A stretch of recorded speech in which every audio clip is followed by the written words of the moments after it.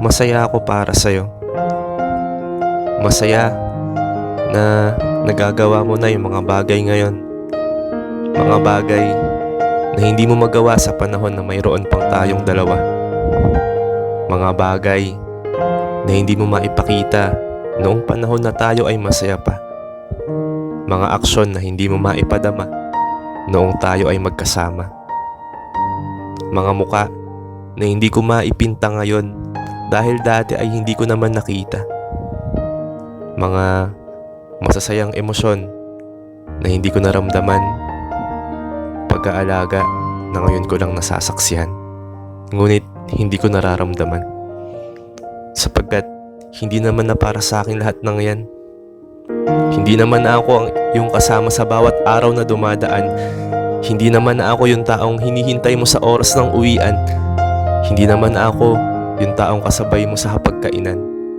Hindi naman na ako yung taong katabi sa higaan. Hindi naman na ako yung taong magsasara ng pintuan kapag ikaw ay lumisan. Hindi naman na ako yung taong yayakapin mo kapag nasa gitna ka ng kalungkutan. Hindi na ako ang iyong iiyakan kapag may sakit sa kalooban. Hindi na ako ang iyong iiyakan.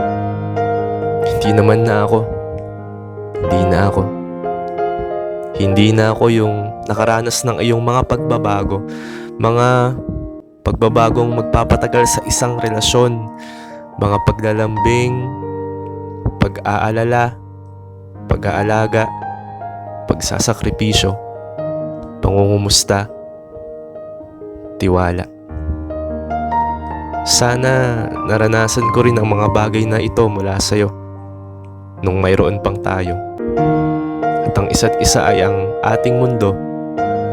Siguro hindi rin talaga tayo para sa isa't isa, o hindi rin talaga ako yung taong mamahalin mo.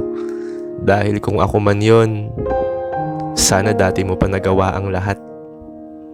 Dati ko pa naramdaman ang pagmamahal. Hindi ngayong sarado na ang ating aklat. Hindi ngayong palutang-lutang ang aking isipan sa dagat kung ano ba ang ugat. Bakit hindi ako ang karapat-dapat sa mga pagbabago mo? Pero alam mo, kahit ganito, masaya ako. Dahil yung mga mali mo dati, nakikita kong itinatama mo. Kahit hindi na ako ang iyong kasama sa bagong yugto ng iyong pagkatao, masaya ako para sa'yo.